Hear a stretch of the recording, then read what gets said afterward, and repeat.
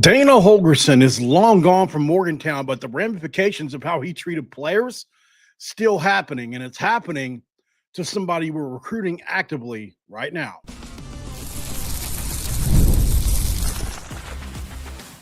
You are Locked On West Virginia, your daily podcast on the West Virginia Mountaineers, part of the Locked On Podcast Network, your team every day. What is up, guys? Welcome back in. My name is Mountaineer Paul. I am your host. This is Locked On West Virginia. Thanks for sticking with me, guys. I took most of the day off today just to recuperate. I've been recording every single day, multiple times a day for over a year now. I just need to give my brain a break for half the day. So I'm still going to do 2 videos today, though. Just needed some time. Thanks for making Locked On West Virginia your first listen and for being a part of the Locked On Podcast Network. We talk about your team, the Mountaineers, every single day. This one, guys, is going to be brought to you by our good friends over at Game Time. Download the Game Time app, create an account, and use the code LOCKEDONCollege for $20 off your first purchase. Okay, so let me explain what this is about. We all know Kevin Brown is set to recruit tomorrow, or one of the biggest recruits possibly in school history, coming in tomorrow. And I spoke with his dad today, who played under Don Nehlen and Rich Rodriguez. His name is obviously Tim Brown. He has another son by the name of Titus Brown. And so during our conversation, he revealed to me that there is a narrative he wants to kind of clear up here. He wants to make it very clear that West Virginia has a fair chance to land his son. And that's great, right? That's great because I'm on, it would suck that if Dana Holgersen and everything that happened, which I'll go into in a second, impacted this. But for those of you who don't know who I'm talking about, this is the Penn State who is still, this is a Penn State commit that's still looking for other places to go. It's widely speculated that he will be officially decommitting from Penn State at some point in time in the future, but has not yet. But he's visiting West Virginia tomorrow. 6'5", 270, top 4 offensive lineman prospect in all of the country.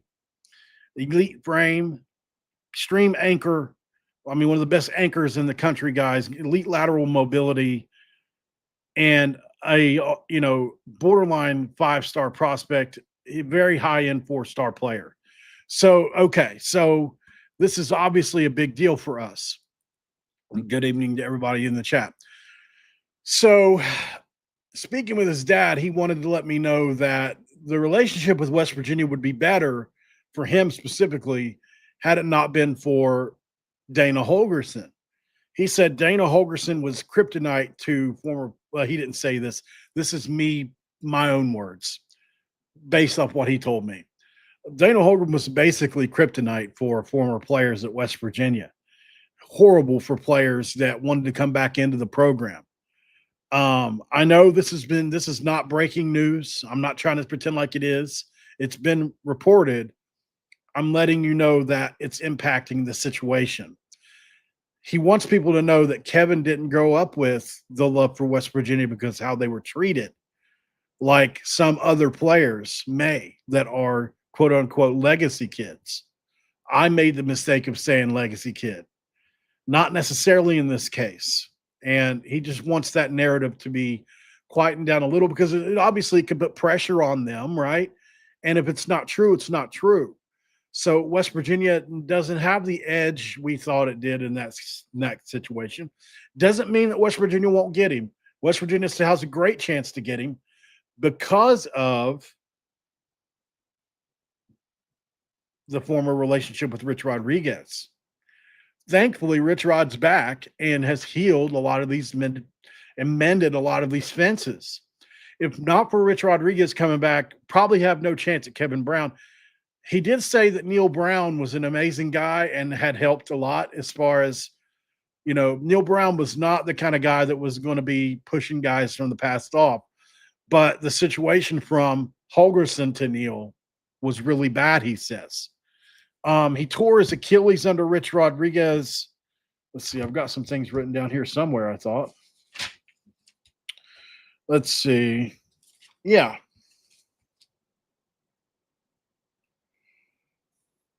Okay, so basically at the end of the day, guys, Kevin, he said he taught him how to produce. He learned how to produce Kevin as an athlete without burnout. Kind of like if you remember the story from way back in the 80s, the guy that had the Oakland Raiders left-hander. I can't remember his name.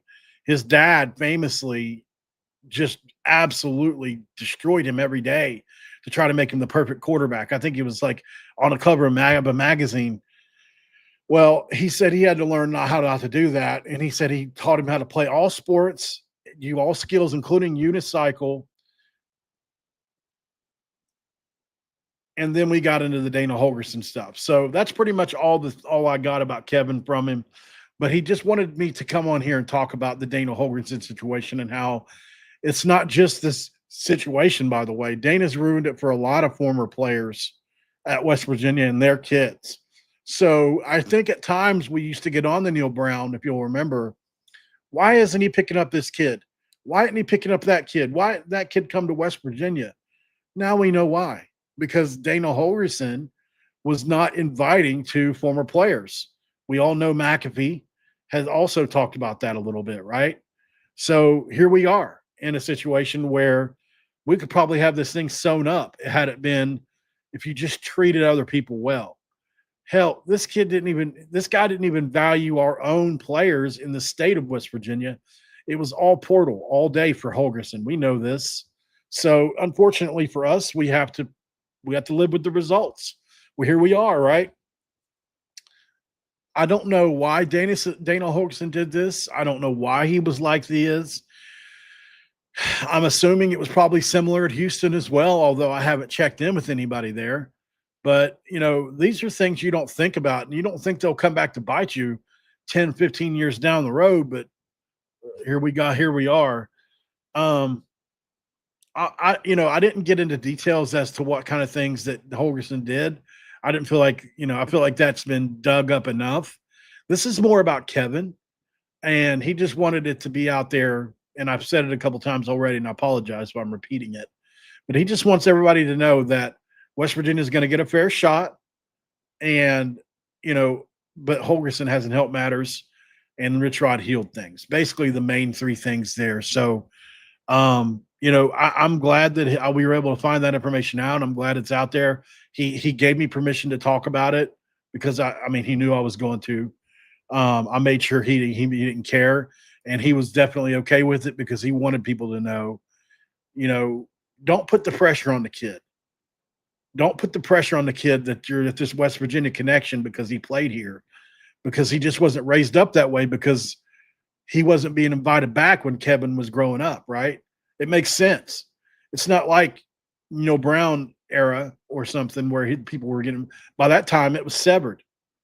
So, all was all, but, it's not fair. I hate it. I wish things were different, but they're not.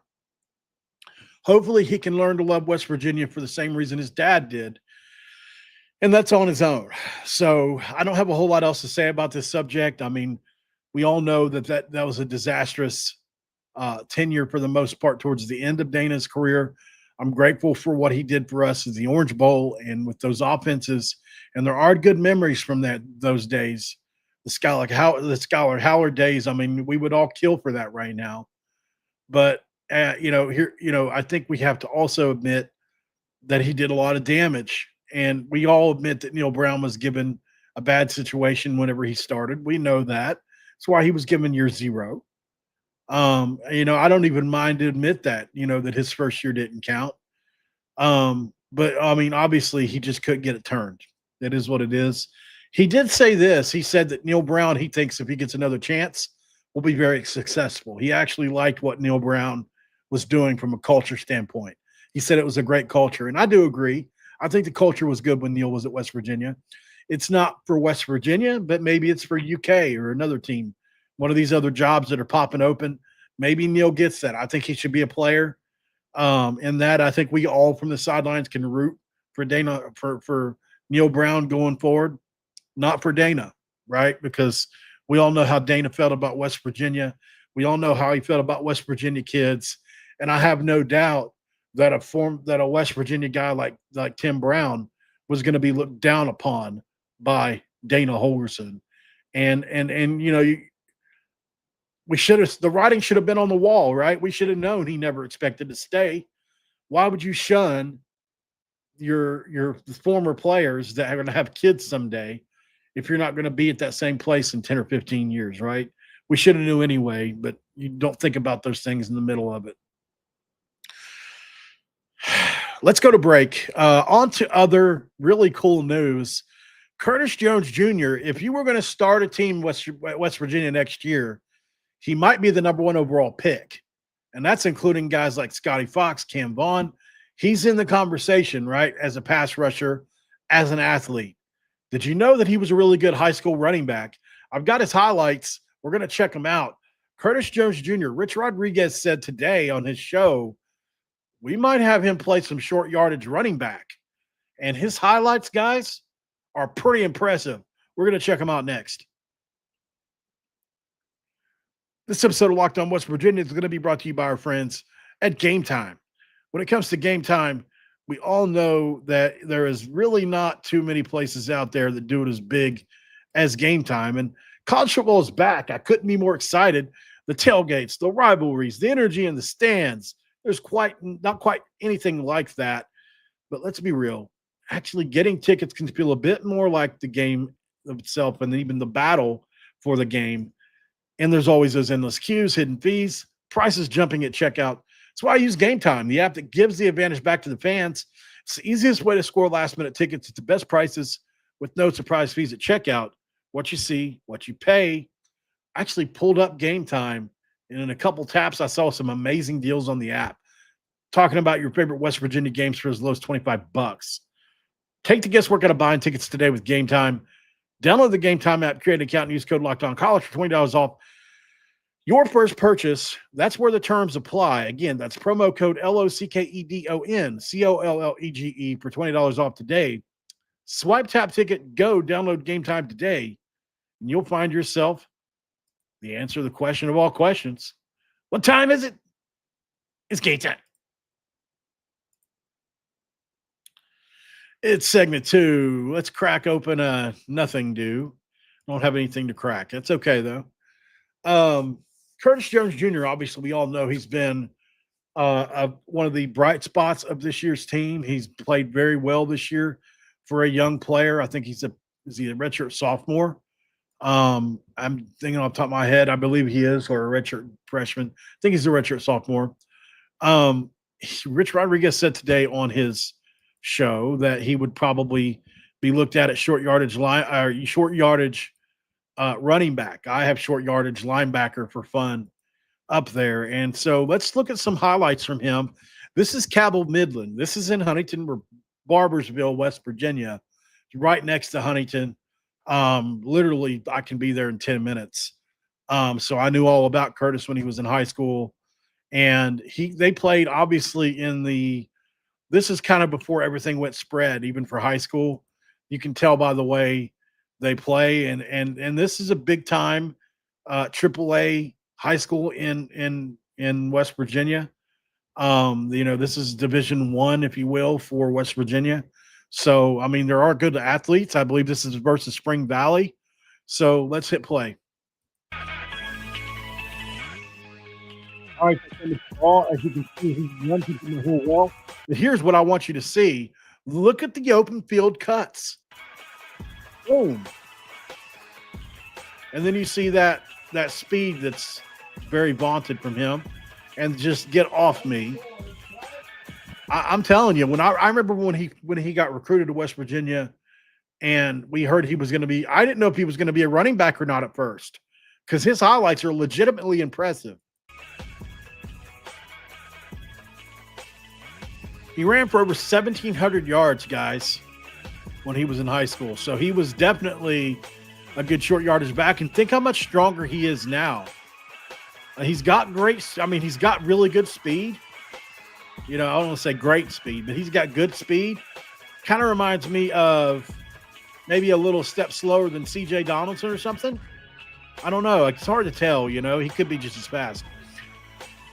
What I like about him is his ability to cut in and out, and he's obviously strong. Imagine how strong he is now. We saw him take a guy this year and just drive him straight to the quarterback. Offensive lineman. What's he going to do against D linemen? right up through the hole, and you can see he hits the hole pretty hard. I think he'd be a great fullback type player. He's big. He's grown, by the way. Here's another thing. Curtis Jones Jr. grew 3 inches this offseason. I'm pretty sure it was. I think he went from 6'1" to 6'4" this offseason. So he was 6'1" here. He's 6'4" now. So, he just hit a growth spurt. I don't like this running back stance. It's hunched over. This is how they taught people back in the day how to stand. I mean, I don't like it, but it is. I mean, it really doesn't impact much. He's standing straight up here. As you can see, running through arm tackles to get to the end zone.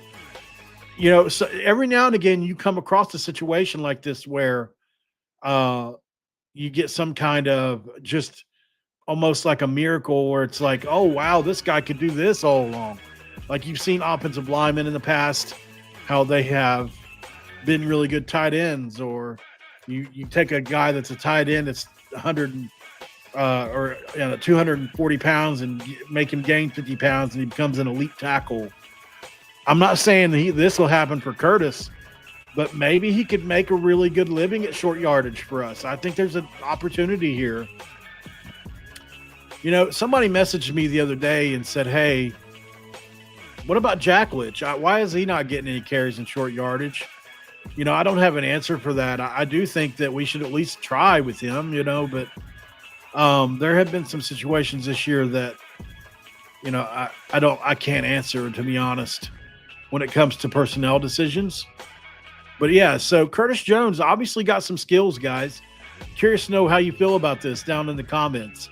Could Curtis Jones be a short yardage linebacker, or short yardage? I keep saying linebacker, running back for us. It would be interesting to see. I certainly think it's possible. And, Rich Rod, he talked about two-way players this year. So I definitely think it's one that I'm okay with, right? I think I would like to see it. So thank you guys so much for joining in and everything. I have one other thing to talk about. We had some breaking news happen right before the show started. West Virginia gets a commit from Jaden Ballard, a 3-star athlete out of Virginia. I've got his highlights ready as well. Not trying to shift gears on you guys too much, but before we talk about Rich Rod's press conference, how much time we got here? Let's get over to the highlights really quick on Jaden Ballard. So he is an athlete, guys, and I want to set the stage for him just a little bit. This kid is extremely fast. I don't know what his times are. I looked online. I saw some stuff like 4.5. He looks it on the field. He really covers ground fast. As a receiver, I don't think they're going to recruit him there. Not that he's bad there, but he certainly doesn't look as good as he does at DB, just my opinion. So check out the highlights for Jaden Ballard. I would imagine I haven't seen anything but they posted the commitment. So they may already have him recruited as a DB or a wide receiver.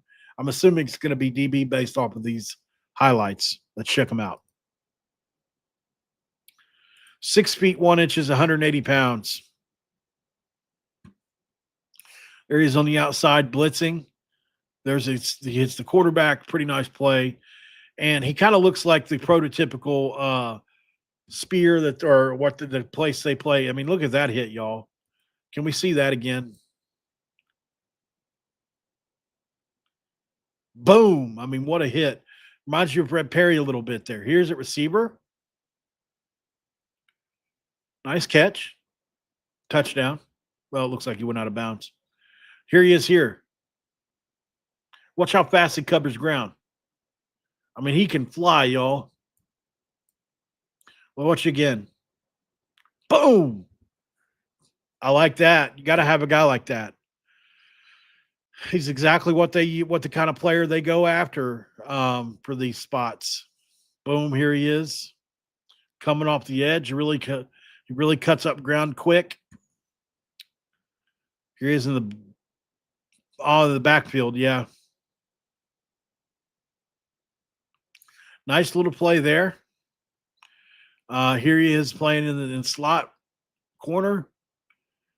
Nice play. It looks like he's going to have to come up and, yeah, nice play. And a nice play on the ball as well. Looks like here he is playing essentially linebacker. Nice hit. So this is a nice addition for us. 3-star player. Said he decommitted from Buffalo, so it looks like said he had 19 Division I offers. I hadn't looked and seen who they were, but I'm not surprised to see them go after him. I mean, he's got pretty good speed. That was a great route, really good route. I bet he didn't stay on his feet there. Here he is playing corner against a really big player, and they didn't even go his direction. We'll watch one or two more. Nice hit. Yeah, nice hit. Here he is again. Oh, I love that. He outran the blocking and made a great tackle. Off the edge again. Boom. Forced fumble. Yeah. Yeah, this kid's got some meanness in him. I like that. Certainly a big pickup for the Mountaineers. Oh, yeah, he's a hitter. This kid loves to bring the hit. That's great to see. Here he comes off the edge again. Great blitzer. Yep. He's going to fill that Fred Perry void for sure. I mean, nobody can fill that void, but that's the position he'll play, in my opinion. He's already doing it here. I mean, that's what he's doing. So another big-time pickup. All right, let me get that turned off. It's playing on my ears. Exit. There we go. All right, let's go to break. Rich Rodriguez at a press conference. Did he say anything else today? We'll see on the other side of the break. As Rich Rodriguez had a bunch to say about, he talked about Scotty Fox. He talked about personnel, everything. We'll go over it all next. This episode of Locked On West Virginia also going to be brought to you by our friends at FanDuel. The NBA is back, and there's no better place to get in on the action than FanDuel, the official sports betting partner of the NBA. Even if you miss the start of the game or want to ride the hot hand, FanDuel has live bets on everything from who will score next to fourth quarter comebacks. Plus, you can even combine your live bets into a same-game parlay for a shot at a bigger payout.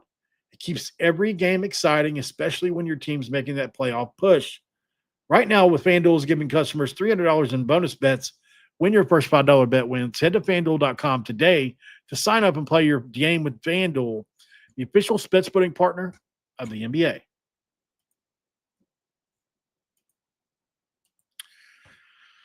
All right, guys. Yeah, please, Raven. Thank you. Don't forget to smash the like button. Thank you, Raven. And subscribe if you're new around here. We're really close to 7,000 subscribers, so we'd really appreciate that. Yeah, that's true, hard pumpers. That's a great comment. I'm going to put it up here. The program is still reeling from damage Holgorsen calls the program. It's true in some ways. I mean, I think we've healed some, but I think, obviously the handoff, the talent handoff, is probably the second or third worst in the history of the program. The one Rich Rod just got was just about as bad as what Neil got, to be honest. Difference is when Neil got the job, NIL wasn't a thing yet or had just become a thing. So you couldn't get healthy, as Rich Rod calls it, as a program as fast as you can now. I think it'll be interesting to see Neil, if he goes somewhere that has resources, what would happen. He's not going to be anybody's first choice, but I could see him falling into one of these other jobs. I think that Neil's going to get a job this offseason. I'll be surprised if he didn't. But we'll see. But yeah, as far as Dana, I mean, look, I don't know why would you not? I don't, it's just so much. It hurts my brain to think about it, to be honest, but why would you not invite former players back? Why would you not open your doors to them unless I can't think of a reason not to do it other than you're just an angry person, or I mean, maybe you thought it would poison the program in some way. I have no idea. I mean, as much history as we had before he got there, like what he got from Bill Stewart or what he took over as, I mean, it was what Rich Rod left, right? We're talking about a team that won 8-9 games with Bill Stewart. Oh, insane, man. All right. Rich Rodriguez had a press conference tonight. So we're going to go over some of the stuff he said today. I got a lot of this from On3, Keenan Cummings, who's almost also with Rivals. I'm not even sure what to call it anymore. But obviously it's on his radio show. I just didn't get this in live like I usually try to. And it's a big time commitment as well whenever they come out with these condensed versions the day of or after. Sometimes it's just better just to do this. But talked about Scotty Fox. He said he was good passing the ball. He had a couple snaps he dropped, a couple freshman moments in the game where he was accurate with the ball and saw the field, but then there were times he wasn't. He's a good competitor, but you have to be able to run the football better. The coaches limited some of the RPOs with him in the game because obviously they want to make things simpler on him, but also you just can't have him running the ball a bunch, which limits our offense quite a bit. Said he did a good job with that and probably found a little bit of their best things they can do moving forward. So that's a big deal. They said Max Brown will be better this week, and there's a chance that Khalil Wilkins can also dress, but that's doubtful. It'll be a couple of weeks until Jalen Henderson's ready. Jordan Walker unfortunately broke his arm, guys. That sucks. He had been playing well. We really, really didn't need that to happen. And I wish him the best moving forward. I think it's his last year. I'd have to go check, but I think it is. So it's unfortunate. Malik Agbo also has a high ankle sprain, so he got one game. He said the team competed hard, but they didn't win. And the expectation is to play hard. That's the standard. So they solved one problem, but now they have to play hard and play efficiently. That's the next step. They had to get playing hard piece out of the way first because last week was just the worst I've ever seen it personally. And that's not even based on what they said. If you go watch the UCF game, it just wasn't there. I don't know if it was the travel. I don't know if it was the combination of things. But there's frustration going on, right? So the defense tackled better, and they weren't hesitant to trigger, which is great. They want to blitz and pressure the quarterback, but he gets it off so quickly. They just weren't able to hit him. This week it's going to be a tough task. Obviously, we'll talk about that later. Talked about Willie Fritz being a longtime winner and how he's moving up the ranks. They met each other a little bit later in their careers. Let's see, what else was there? He said Donovan Haslam has shown some really good things, that he's going to be okay. And then it's when he talked about Curtis Jones saying that he's playing all special teams, 20 snaps on defense, and they might even play him at some short yardage at running back. That's pretty crazy, man. He said he evaluates everything on what they do in strength and conditioning, and he thinks all of the injuries we've had are just 100% bad luck. So, yeah, that's interesting. Obviously, I don't think it's because of the way they're working out or anything. That's not why these injuries are happening, I don't think. He said he does view these games as an evaluation of everybody on the team, but that's not because of where they're at. It's just what you have to do anyway with the way things are structured. And with revenue sharing thing coming up, they're not just going to throw money at somebody who's not earned it.